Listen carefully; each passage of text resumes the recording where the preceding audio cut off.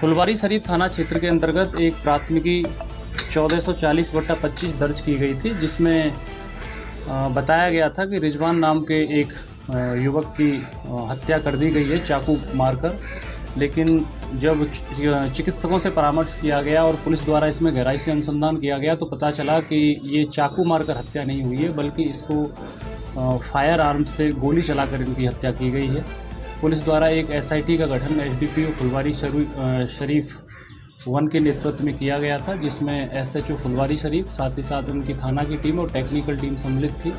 कांड का 8 घंटे के अंतर्गत सफल उद्भेदन पुलिस टीम द्वारा किया गया है और इसका जिसमें दिलचस्प चौंकाने वाले तथ्य सामने आए पुलिस अनुसंधान के क्रम में, और वो इस तरह हैं कि जो मृतक रिजवान था उस पर जो गोली चलाई थी उनकी भाभी शबनम द्वारा चलाई गई थी, और शबनम और उनके पति शहबाज इनकी हत्या में हाथ है।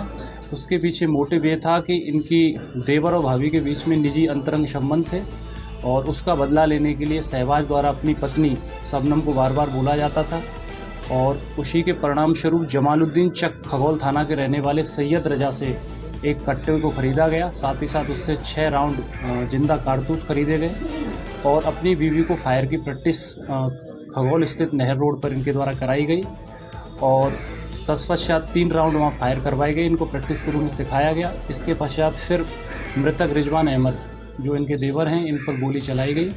घटना में जिस हथियार से घटना को पारित किया गया था कट्टे को उसको बरामद कर लिया गया है। इसके अलावा खाली खोखा भी बरामद हुआ है और जिस व्यक्ति से हथियार खरीदा था सैयद रजा जो जमालुद्दीन चक खगौल थाना का रहने वाला है उसको भी पुलिस द्वारा अरेस्ट कर लिया गया है और उसके घर जब तलाशी ली गई तो उसके पास से 7 जिंदा कारतूस भी बरामद हुए हैं। और इस घटना में के बारे में जो तथ्य सामने आए उसमें पूर्व में एक तथ्य ये भी था पुलिस के अनुसंधान में सामने आया कि जो मृतक रिजवान हैं दोनों पति पत्नी द्वारा शबनम और शहबाज द्वारा इसको मारने की पूर्व में भी साजिश रची गई थी।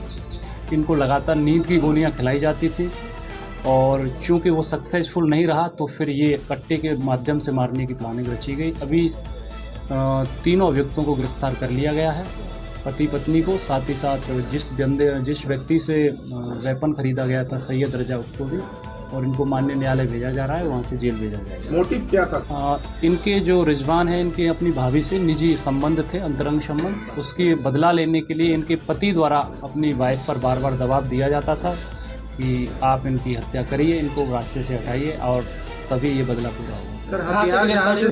उस पर हम लोग अनुसंधान कर रहे हैं। अभी तथ्य यही सामने आया है कि सैयद रजा के पास एक कट्टा था, उसने कट्टा किसी और से खरीदा था और तत्पश्चात इसको दिया और ऐसी संभावना है कि वो हथियार की तस्करी करता है। हम उस बिंदु पर भी देख रहे हैं, उसकी अरेस्टिंग करेंगे।